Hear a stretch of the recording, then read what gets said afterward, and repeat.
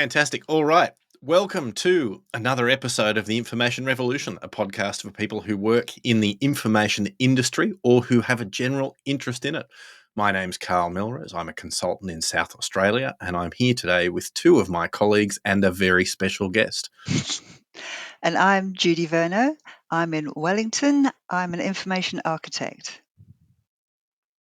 Karl Upton. I'm also in Wellington, and I'm an information management consultant. And I'm James Price. I'm the managing director of an organisation called Experience Matters. We're Experience Matters because we're all old and fat and bald. We've been in the industry for a very long time, and it's all about how do we drive business outcomes from managing our data, information, and knowledge well. Fantastic. Yeah. And thank you for agreeing to join our little soiree today. My pleasure. It was particularly topical because last week we were discussing information valuation, and I know that that's a topic that you and I have discussed many times. And you know, it's something that I don't think I mentioned it earlier, but I just happened to pop onto Amazon.com yesterday and searched for looking for stuff on information asset management, and guess whose brand new book popped up, being released on, I think it's the 22nd of January. So, James, I may be the first person to buy your new book because I don't think even you were aware that it's been released. I had no idea until you sent me that text that the book was ready was already out in the market. Yeah. Excellent. Well, I have a pre-order, so I will look forward to receiving my copy on the 22nd of January. But James, I mean, if we back up a little bit, I mean, the first time I think I became aware of your work was a paper that you'd written with an academic from the University of South Australia that I think was quite formative for you and also really helped me understand where information management was struggling. Can you talk us through that piece of research? Yeah, absolutely. Look, Dr. Nina Evans from the University of South Australia and I, we were sitting on a board that advises the what is now the STEM school on their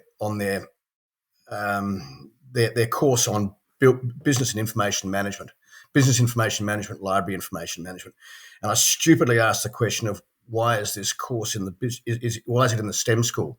In those days it was the School of Mathematical and Computing Science, and I got this sort of wishy-washy answer, but Nina said to me, James, we need to talk because clearly the management of data, information, and knowledge is a behavioural issue and it is a business issue. It has nothing to do with IT, and I know that sounds contentious. It has nothing to do with IT. Is IT a valuable business partner? Should it be a symbiotic relationship? Absolutely, it should be. But what the research was about, we'd noticed that data, information, and knowledge is a critical business asset, just anecdotally. But we also noticed that it wasn't being managed well. And within a week, we were interviewing National Australia Bank on the topic of what are the barriers to managing data, information, and knowledge well, and what are the benefits of doing so. And that started the most fascinating research, which we've conducted on 3 continents. We've in Australia, in South Africa, and in North America.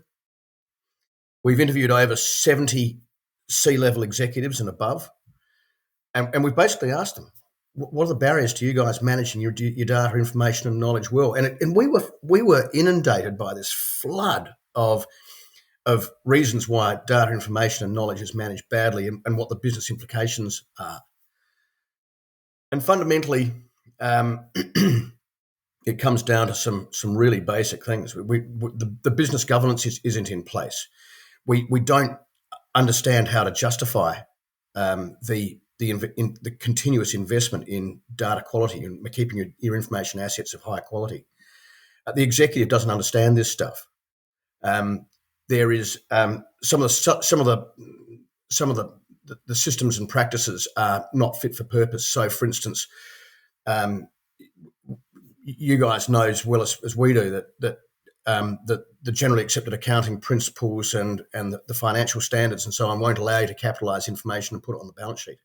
So those are the kinds of categories that fell out of this research, and we were, Karl, we didn't know whether we were on the right track or not. And then within 48 hours of our first paper being published, Doug Laney, who at that stage was an analyst at Gartner and subsequently wrote this book, Infonomics, of which you're probably all well familiar. Within 48 hours, Doug wrote to us and said, your work is tremendous, your research is groundbreaking. Now, when Gartner writes to you and says that, you think, crikey, we are on the right track. So then what happened, Karl, is that unfolded over a number of years. We've published multiple papers on various aspects of that, and we've tried to summarise all of that. Nina and I have tried to summarise all of that in this book, which is about to be published. Does that answer the question? I think it does. And so your practice these days, how have you oriented your practice around some of that research, and where does information value and valuation come into it? There's really two things you need. You need to understand what the business impact is of managing your data, information, and knowledge well or badly. And again, teasing this knot over years, we've identified 5 areas of business impact. The first is risk. If you don't manage your risk well, you're going to get, and your data, information, and knowledge well, you are going to get hacked, and it's going to be expensive, and it may be career ending. There's also a whole swag of other unpleasant implications of not managing your data, information, and knowledge well. Your business recovery is compromised. Your disaster preparedness is hard.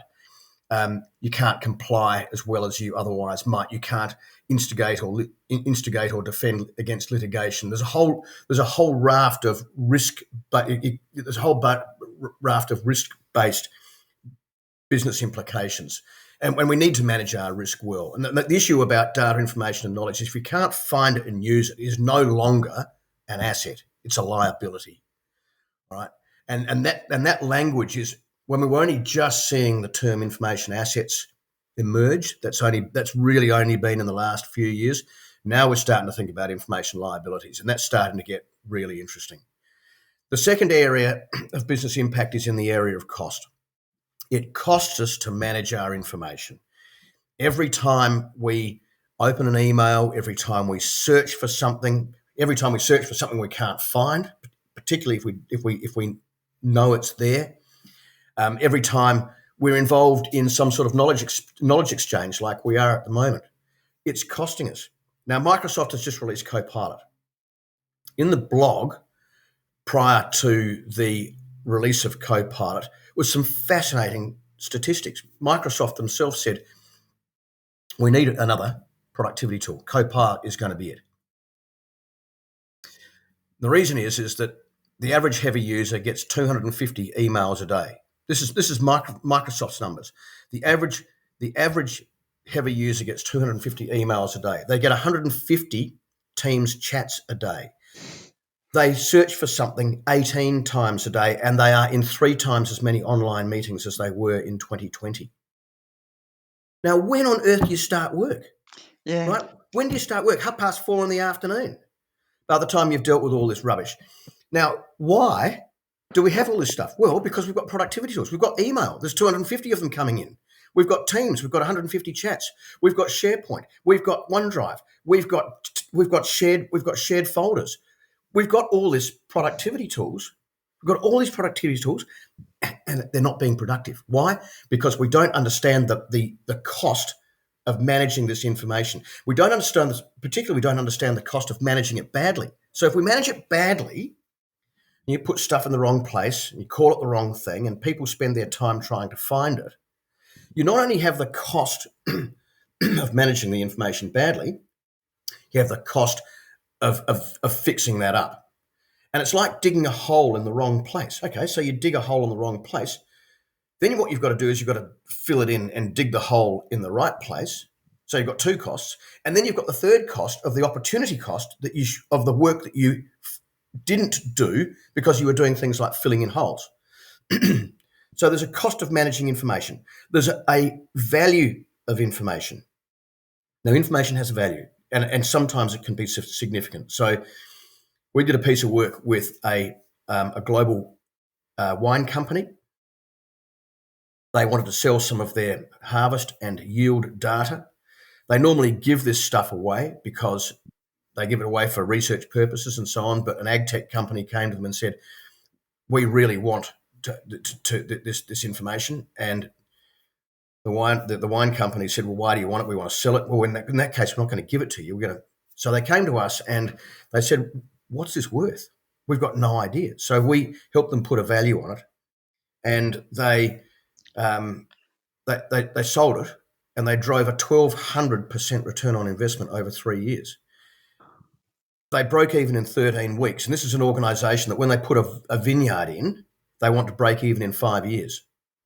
So there's a value to the information assets that we have in our organisation. And one of the things we like to ask our clients is, what are your most valuable assets? So the South Australian Police Force says unequivocally, the most important asset we have in our organisation is our people. And those people have a whole lot of knowledge about how to go about being a great police person. How do they deliver their services to the community? So there's a value. There is benefit from managing it well.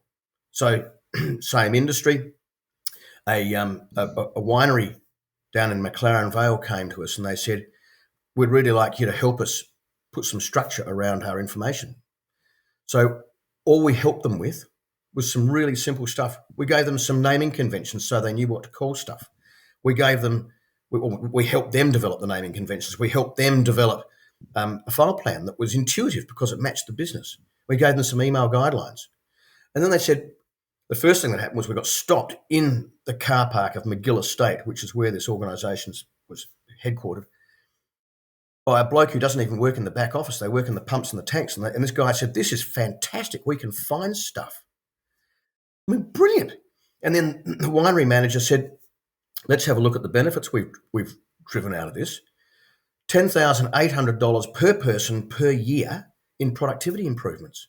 That's a 10% business performance improvement from doing some really simple stuff." I mean, really simple stuff. From doing titling, a file plan, and some email guidelines. I mean, it all comes back to titling. But Karl, I don't have many business managers that come to us and ask for that. They want to go off and buy SharePoint or Copilot or electronic records and document management. It's just pointless. But it is. And the last thing, so we've said we've covered risk, we've covered cost, value, benefit, and the last one is ethics. And if we don't get our corporate heads around ethics, there's going to be trouble. So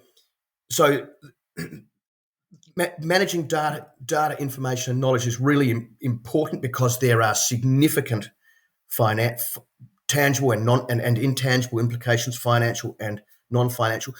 And unless we get the chief financial officers to understand this stuff, then nothing will happen. So a chief financial officer worth his or her salt will not even look at a business case unless they see there's a reason to do so.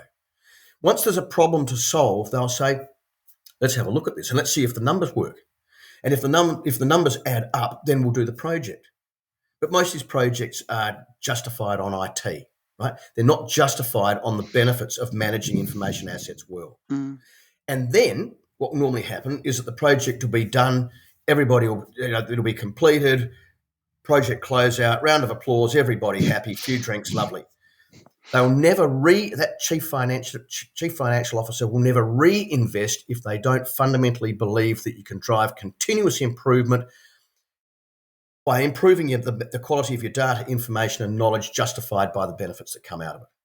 Right? So that's the first point. You've got to understand what the numbers are, and the trouble is a lot of the benefits or the business impact are intangible. Risk is intangible. Staff satisfaction is intangible. Customer centricity is intangible. Yeah. How do you go about putting that? And we've got to start thinking hard about that. The second part of the answer, Karl, is that unless you understand where you are and unless you understand where you want to go, you can't put a roadmap together. I don't know where I am, so I don't know where to start, and I don't know where I want to end up. And ending up maybe in 3 months' time, it might be in a year's time, it might be in 5 years' time. Ideally, it's never, right?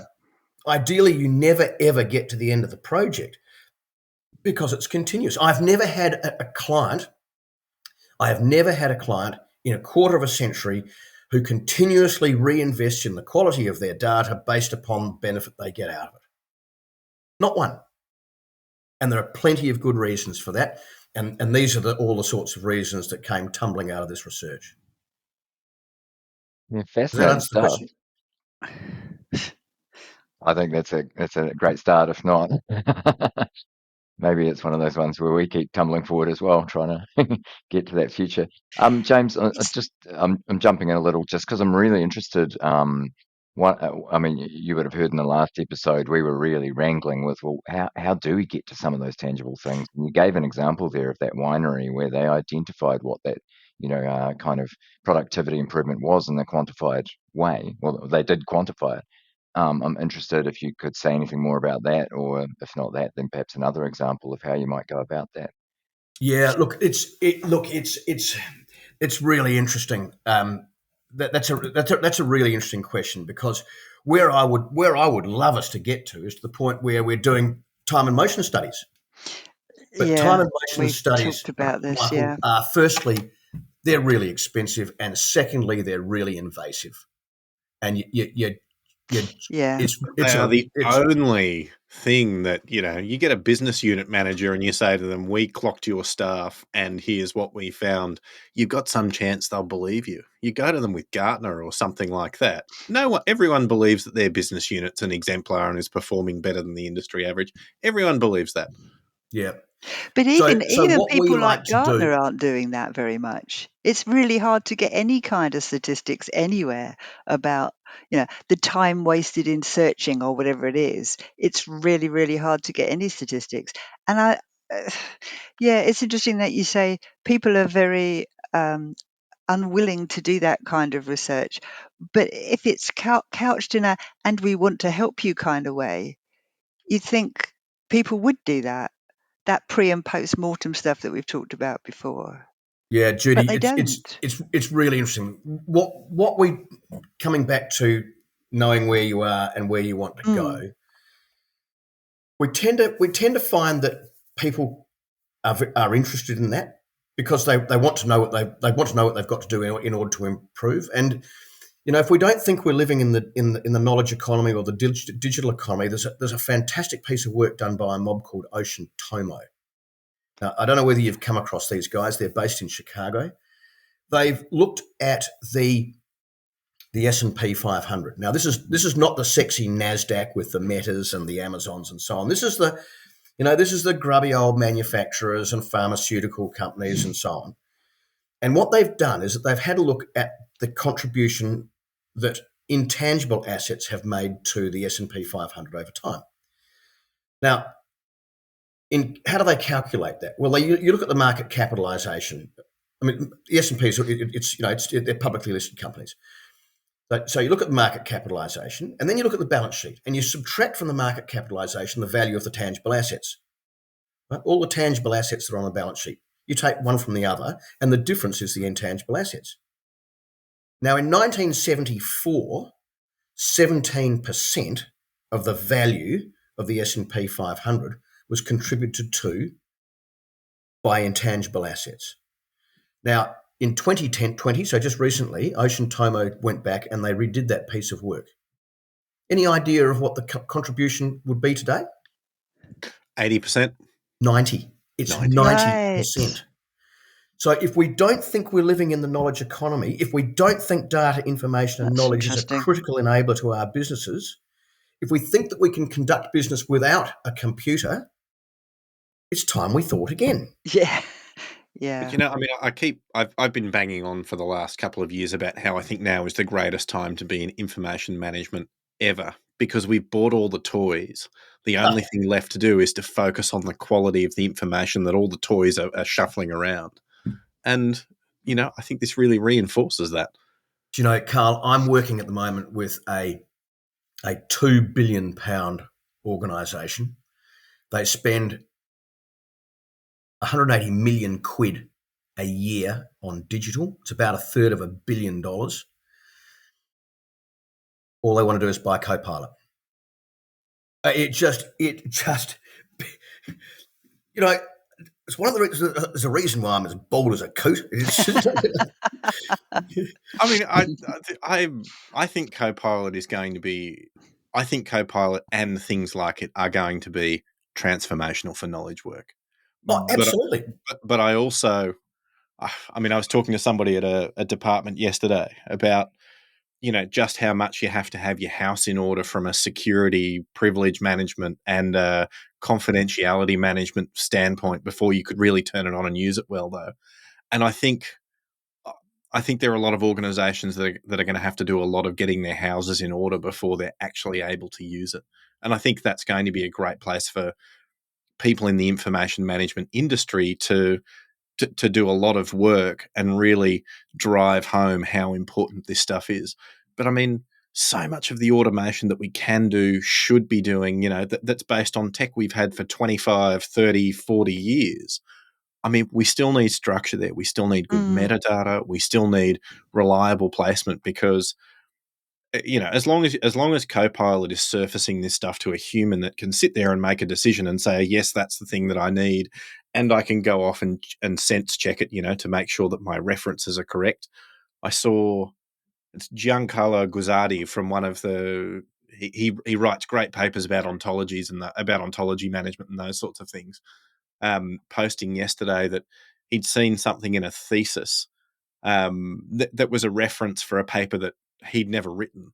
And what he was saying he thought had happened was that somebody had been using ChatGPT or something like it to construct their reference list, and it had just constructed this figment of a reference. And I mean, as long as there is a person there who can make a decision about those things and check them, I think it can be a great work accelerator. But it's still not going to be as great a work accelerator as just having the right information in the right place at the right time. So you don't have to go looking, you don't have to bugger around with some AI tool, and then you don't have to go and do all of the checking to make sure that the AI tool's actually delivered the thing that you need, let alone all the automation that you should be doing to make sure that, you didn't have to do that. You didn't have to shuffle that piece of paper for someone in the first place. And it's Carl. It's not as if any of this is new. I mean, you three young things, I suspect, are too young to remember VisiCalc.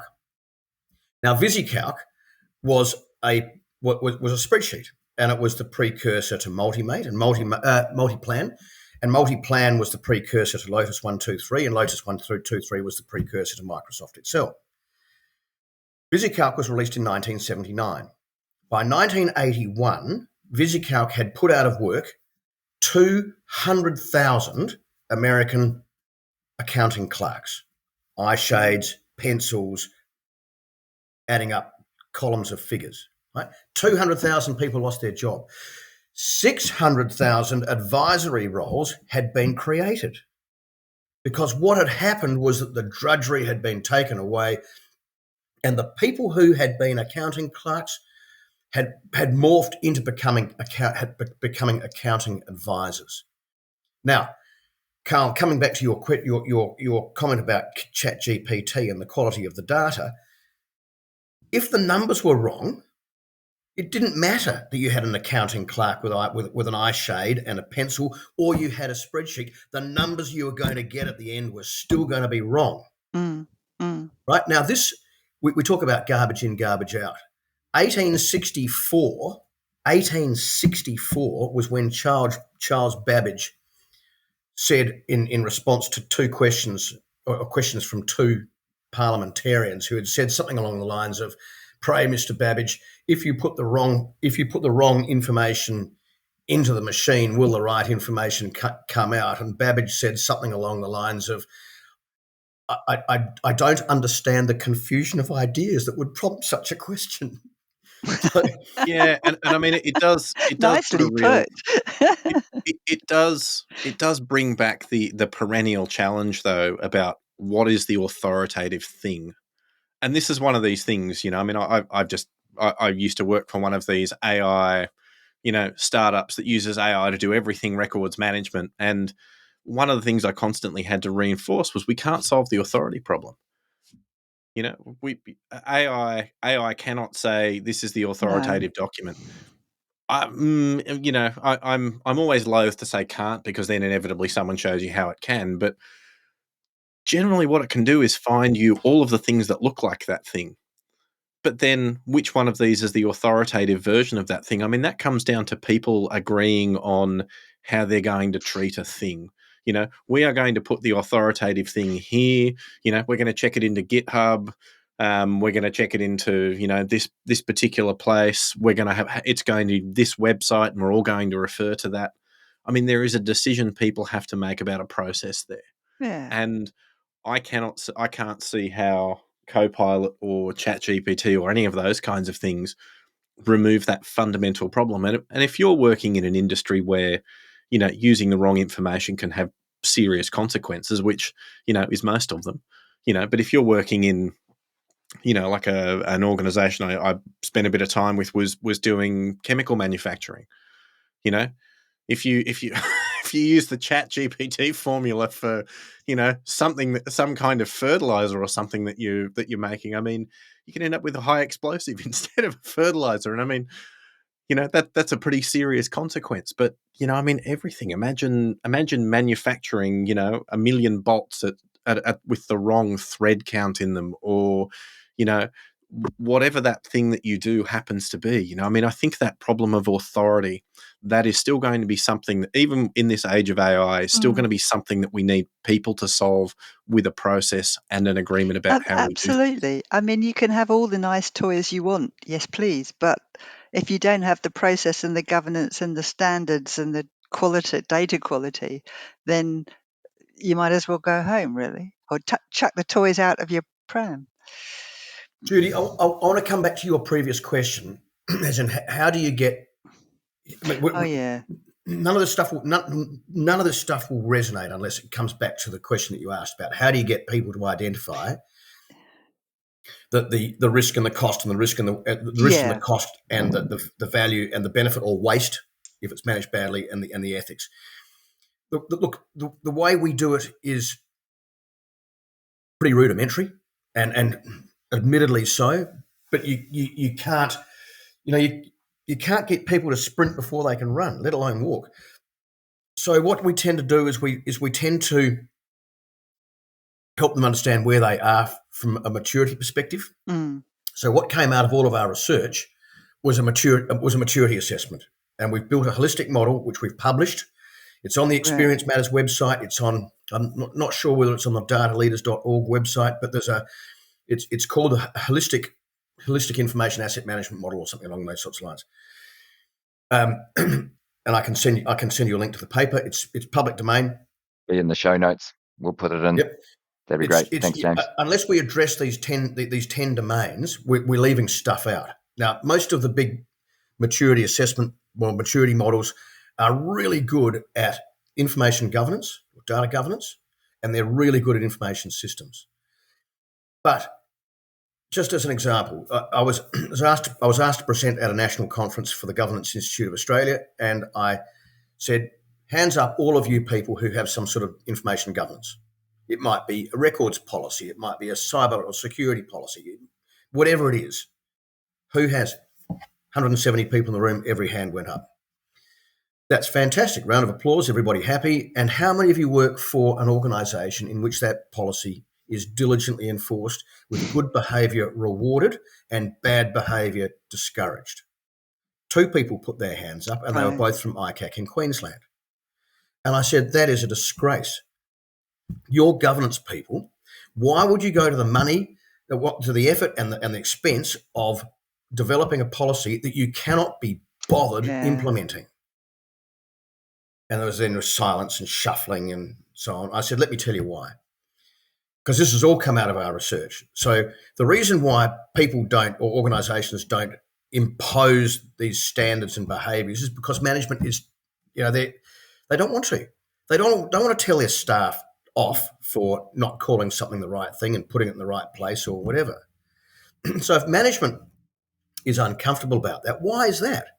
Well, the answer is there's nobody being held accountable for the quality of the data in the organisation. So if we say, let's have a look at how money's managed. There's a framework, a really strict framework where there can be no item of expenditure recorded in more than one place. There is a single source of truth. There is a single system of record for all of the expenditure in the organisation. It's called a chart of accounts. Now, in information management, we have a chart of accounts. It's called a business classification scheme. Who knows what a business classification scheme is? Flaming nobody. Certainly not at executive or board level, right? This is buried in the basement where the librarians and the records managers and the historians and archivists all work, right? Why do they work down there? Because nobody understands the value of the work that they do. There are tools by which we manage the money, balance sheets, income statements, cash flow analyses, all that sort of stuff. We have tools by which we manage information. We have retention and disposal schedules. We have metadata. We have master data models. We have security models. We have all this stuff, but nobody understands what they do. Ask a board member what a retention and disposal schedule is. They don't know. And yet it's a critical instrument for managing the life cycle. Why would you hang on to data that is obsolete? Why would you hang on to data that is a liability? Ask Latitude Financial about that, right? It's incredibly damaging. We have carefully delegated authority. Now, there's only a very few people who can spend a certain amount of money for a certain purpose in a certain time frame. They're the people who manage the financial assets of the organisation. And finally, there is true accountability. A chief financial officer will be sacked if he or she mismanages the money, and they'll be jailed if they misappropriate it. We have things called CIOs. They're not CIOs, they're IT managers. Right? There's nobody being held accountable for the quality of the data in the organisation. Nobody. And yet we've just established that the value of that asset, or the contribution of that asset to the S&P 500, is 90% of the value of the organisation, and nobody's accountable. Yeah, it's bizarre. Incredible. So when I'm, as you know, I'm getting old, and all my mates are retiring, and they're all managing partners, or they're chief executives, or the chief financial officers, and they go to be non-executive directors on boards, and that's all very good. And I say to them, so boys and girls, how often do you ask to see the financial statements?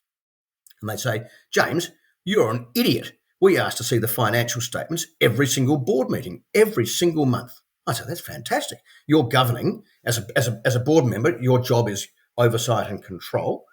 You're governing that asset well. You've only got 4 assets, your money, your people, your physical infrastructure and property, and your data, information and knowledge. So how often do you ask to see the information statements? And the silence. Crickets. And they say, what are they? And then you say, you're a 90% of your productivity, 90% of your business. You're a director of this organisation. It's about oversight and control. 90% of the value of the organisation is contributed by the data, information and knowledge in your organisation. And you don't even know what questions to ask. You are at the wheel of the bus and you are fast asleep. It's negligent. It's actually negligent. So I'll get off my pedestal now, Judi, and come back to your question. No, we love a soapbox here. Michael generally keeps me off keeps me off mine for too long. So look, it's rudimentary. We get them in a room. We say to them, we want to understand what your current practices are and what the business impact are of those practices. We run them around the holistic model. We ask them questions about each of the 10 domains, but the one that we focus on is the business impact. And we ask them really simple questions. We say, how much time do you waste on email that you shouldn't be seeing? How much time do you waste looking for stuff that you know is there? How much time do you waste looking for stuff that you don't know is there? How much time do you waste in version control? Right? Bloody hell, it's the wrong version of the document. And some of that stuff can be really damaging. We were working for an energy, I was energy producer in a power station, and a project manager had given an excavator driver an obsolete site plan, and the teeth of the excavator went through the plastic coating on the outside of an 11,000 volt cable that had been Oh, buried since that obsolete site plan had been. jeez. Now, I mean, that's just that is appalling behaviour, Mm. and yet this is hilarious. This organisation, it's a huge organisation. It's an Australian listed company. They said to us, I had an archival team in there. We were paying them $25 an hour or something, and they had this situation where they clearly there was an issue with version control. They said to us, "Oh, can you put together an information asset management strategy?" So we did, and of course that was going to be expensive. So what the customer did was that they took the proposal for the strategy and gave it to the archiving team and said, "Hey, can you boys do this for us?" And they came straight back to me and said, "What's going on here? Of course we can't do this." So I went back to the client and I said, "Listen, I'm going to honour my commitments to you. We will finish the archiving project, but I am going to withdraw my proposal until you can demonstrate to me that you're genuinely interested in fixing this information problem." And we have never worked for them again. Oh. So Judi, just coming back to you. What happens is that we start this thing off with a quick presentation on the importance of information. And what we do is we then get them to introduce themselves. And we say, "Tell us about your experience." And then they pile on. And then Right. that's fantastic because they all say, "This is just awful. IT is the worst. It's the Yeah. single greatest inhibitor to our business, etc., etc." And then we say, "Right, we're all in violent agreement that we've got a problem. Let's see what we can do to fix it." And then we take them through the survey to say, "Okay, what's the maturity?" And at each level of maturity, there's a recommendation, and from the recommendations, you can build the roadmap. But what it does, Judi, is it gives you some, as I said, some really rudimentary figures around what it's costing the organisation to do this stuff badly. And if you just start there, hey, you're away. Do you ever run into the issue that if you're talking to the board members, they just say, "Oh, I don't know how long it takes. My PA does all that for me." Yeah. The little people do that. Yeah. That is exactly right. But it's at that point that I come back to them and say, "Hang on, you actually need to understand this. You're a board member. You need to understand the risk and the cost and the value and the benefit and the ethics associated with how you're managing, how your organisation and how the little people are managing this critical business asset." Now, I won't tell you who this is, so I can give you some of the numbers, but I will tell you that it's a government Department of Correctional Services. These guys run the prisons. They accidentally released into the community 34 prisoners prematurely, and they incarcerated one guy for 5 years longer than he should have been. I mean, this is appalling. The reason why they did it was because they were holding their case notes in Microsoft Calendar. Right? Now, why were they holding their case notes in Microsoft Calendar? Because they didn't understand the importance of that information and the business impact of that information. And they didn't give their information team, of which there were 8, the right level in the organisation. So in their job descriptions, there were tasks that include, and I quote, answering telephones, filling photocopiers with paper, and removing staples. I mean, it's just magnificent, isn't it?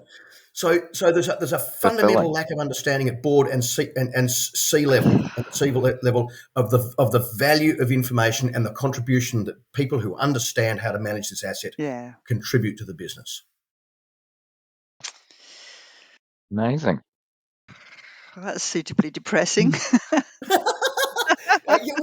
Well, it depends upon how you look at it. Judi, sure. I'm irrepressibly optimistic, and I'm Opportunity. an incorrigibly glass half full kind of person. And I say, this is bad. I mean, you're right. It is depressing, but look at the opportunity. Yeah. It is amazing. And I mean, Yeah. businesses, I mean, your number of 90% is amazing, James. But, It is. I've always looked Extraordinary. I've always looked at organizations I've worked with and thought there is a 50%, performance hit that this organization's taking because of just poor information management, because of an inability to put the right information in the right place at the right time and right level of quality. And so I'm not surprised. But the thing, Carl, is that it can actually be incredibly simple. We tend to make this stuff much more difficult than it needs to be. And the Pareto principle absolutely applies. So there's a brilliant story from a mob called SBI General. Now, SBI is the State Bank of India, and General is Australia's IAG, Insurance Australia Group. It's called SBI General because they're selling IAG's general insurance policies to SBI to the State Bank of India's customers. Guess how many they're selling? I'll tell you, 1.7 million. Wow. 1.7 million new policies a month. I mean, it's eye-watering. And I said to Anthony Devassi, who was the director of information for that organisation, it's a startup, right? It's only about 10 or 12 years old, 15 years, whatever, however old it is. And Anthony was part of the business before they appointed the new incoming inaugural chief executive. And Anthony's got to speak to the board. And Anthony said, and I'm paraphrasing, of course, Anthony said to the board, "What do you guys do?" And the board said, "Anthony, you numbskull, we're an insurance company." And Anthony said, "Are we?" And the board said, "What do you mean by that?" And Anthony said, "Well, what does an insurance company do?" And the board said, "Well, we price risk." And Anthony said, "Well, how do we do that?" And the board said, "Well, we take a particular situation, an individual or a business or whatever, and we understand the context and so on. And against that, we take a financial position. Because if this thing doesn't work, then we don't want to play. But if it does work, then yeah, we'll insure them. So what we're doing is we're pricing the risk of this particular individual or organisation." And Anthony said, "So, Yeah. how important is that information?" And the board said, "Well, it's critical. We can't." And they got to the point where they said, without that information, the organisation cannot function. It is the most critical asset in the entire organisation. And Anthony said, "Well, what are you going to do about it?" And the board appointed the inaugural chief executive, and part of that bloke's appointment was some he had to hit some data quality targets. Within a week of being appointed, he offered every branch $1,000, which is a lot of money in India, at branch level. So it was distributed equally across the branch and was thus a team incentive, $1,000 if they hit certain data quality targets. It was really simple. Customer first name, customer last name, customer telephone number. And overnight, the quality of the data on those three data elements went from 68% to 93%. Wow. So from 32% of all information in those three data elements being wrong to only 7%. Brilliant. And as a result, they have been smoking it. It's just the best example of how a simple thing can profoundly transform the data landscape of that organisation. But what are the salient lessons that came out of this? Two main lessons, probably more. The first is that they effectively made the chief executive accountable for the quality of the data. Now, we're working with Australian Navy, and we've got a brilliant client in the Naval Construction Branch. And the chief executive, the executive director of Naval Construction Branch, is a bloke called Greg McPherson. And I said to Greg, I want you to accept accountability for the quality of the data in this organisation. He said, "Why on earth would I do that?" I said, "Well, because you're not going to get quality data unless the people in the shipyard understand the sanctity of this information and they understand the importance of getting it right." So it's a behavioural issue, and it affects every single person in this organisation. Now, you can do what most chief executives do and go to your director of corporate services or somebody even lower, and you can make them accountable for the quality of the data or responsible or whatever. They don't even make them accountable because they won't be sacked. You can say the quality of the data is your responsibility. In this case, it's Murray. Now, there's 5 directors, And Murray would go off to his five mates, and he would say to Tim and Tony and Roger and so on, I am going to make you and your people behave in the way I'm going to tell you to. Now, my question then is, how many words would Tony take to respond to Murray? And I reckon if the first word is Murray, then the full response would be 3 words. It's just not going to work, is it? So I said to Greg, unless you, I said, you are the most junior person in this organisation with the raw authority to impose the standards and behaviours on this organisation that it needs in order to guarantee data quality. And so, therefore, I would like you to accept accountability for the quality of the data in NCB. And I told Laura Sebastian Coleman this story. Laura is another prolific writer, and she has, she's written written a pile this of excellent books other on things. data quality, and but she's also the editor of the Bible of Data Governance, which is the Dharma's DM Bock. She's the editor. And I told Laura this story, and she pushed her chair back from her desk and she bowed. Because this is where we need to get to. We need to get the executive to the point where they understand that this is a behavioural issue.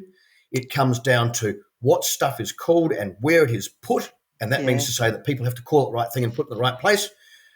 Yeah. And if you can do that, then you're going to get the kinds of results that Greg Pierce at Rycroft Winery and Anthony DeVassi at SBI General, that's what they got, because they got to the chief executive, and it was Greg was the chief executive, and the accountability for the quality of the data was sheeted home to that very, very senior level. And hey, presto, brilliant results. But most executives don't understand it. They don't want to be involved in it because it's boring, and they push it down to somebody who has removing staples in their job description, and we wonder why it doesn't work. Unbelievable. So Judi, we start really small. Yeah. We do really simple stuff. Yeah. We show what makes sense. the business impact is, and then with any luck, away they go. Mate, thank you so much for taking the time to spend with us today. I mean, Thanks I very much. really enjoyed this, and I hope Michael and Judi have as well. I hope everybody watching does. If you can send us some links to your papers, we'll post them in the show notes. We'll post a link to your book as well, which I've pre-ordered, arriving January 22nd. I mean, you probably don't want it. You probably don't want it signed, but if you do, I'd be nothing less than delighted. Mate, it's the ebook, so you'd have to sign my maybe you could sign my iPad. Maybe my iPad would become more valuable if you signed it. Yeah, but I'll be doing it like Ken Doan with a brush, like a 4-inch brush.